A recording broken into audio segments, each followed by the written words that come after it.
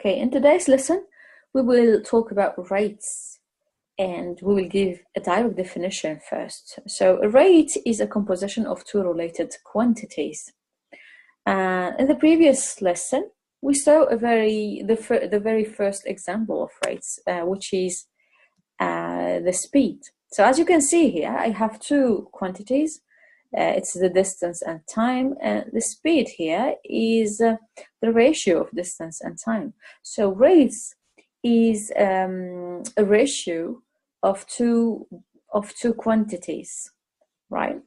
If, for example, I will give you other examples from real life.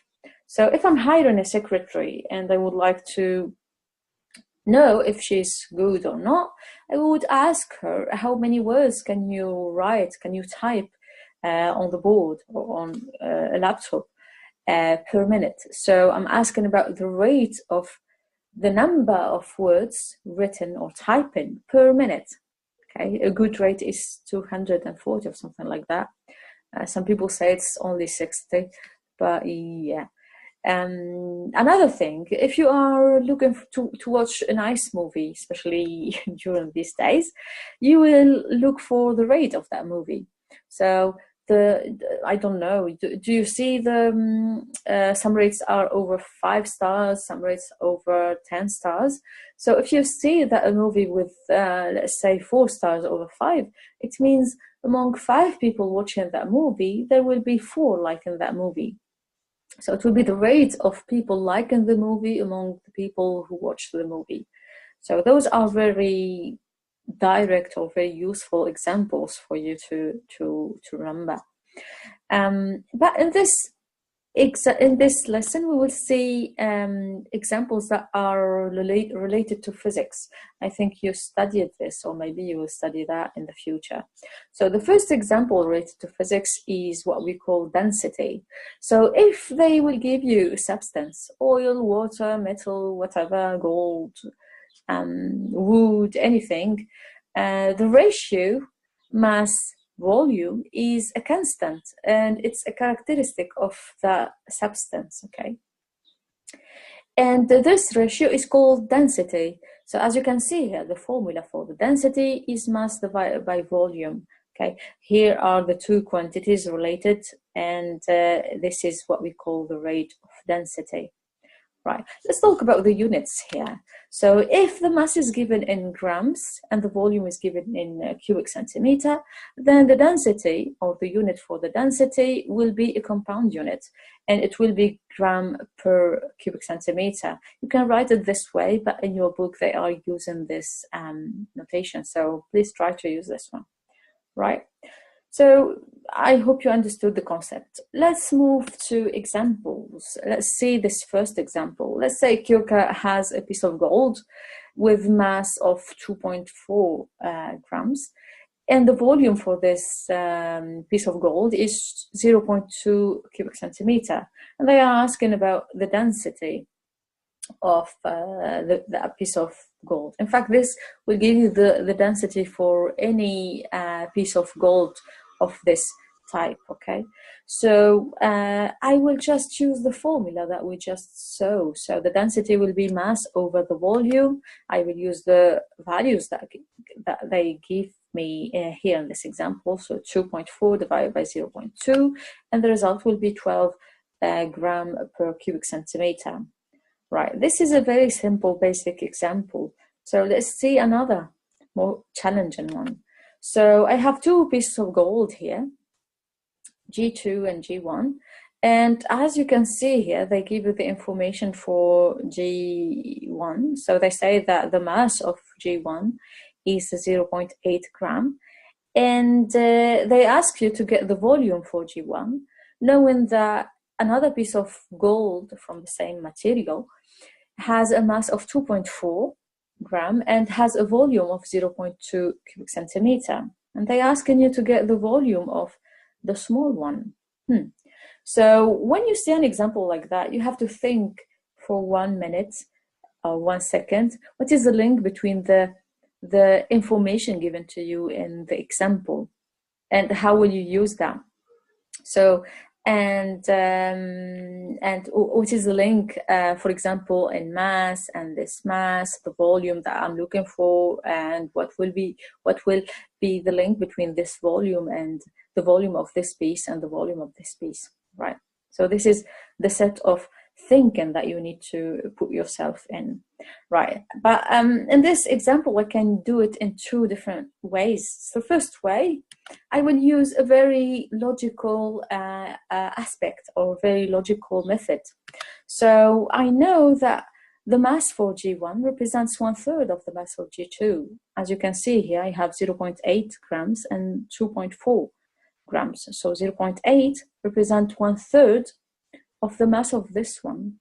So since I'm talking about the same substance, same material, and I have a link between the masses, I can deduce that the same link applies to volume. Okay, so if I'm looking for the volume for G1, it should be 1/3 of the volume of G2. So I just need to divide the volume for G1 by 3, and I will get the volume for G1. I will divide the volume for G2 by 3, and I will get the volume for G1, right? Now, if I would like to apply what I learned today, I will use the density. So as you can see here, I have the mass and the volume for G2.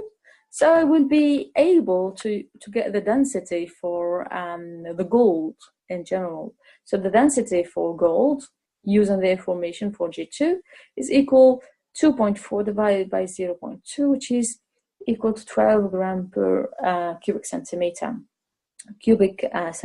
Yeah. Now I need to use this formula to get the volume, okay, for G1. So if the density is equal mass divided by volume, then I know that the volume should be equal to mass divided by density. So the volume for G1 will be equal to mass for G1 divided by density of gold that I got from the first piece, this one, G2. So it will be 0.8, since the mass for G1 is 0.8, divided by 12, the density, and it will give you the same result as previously. Now, this is the first example that we need to remember about rates. Now I will give you another example, or another type of rates, and here we will talk about pressure. So let's consider a box on a table, and the weight of the box is the force due to the gravity. So anything that you put on the table will exert a force on that table due to gravity. So this exerts pressure on the table, and that pressure is given by the formula force divided by area. And here the force is what we call the weight of the box put on the table, and it's given in the unit in Newton, just denoted by M later. And the area here, the area is the area of the contact surface, okay? And if the box is a cube or cuboid, it will be the surface of, or the area of the square in contact with the table, okay? So it will be given in square meter, right?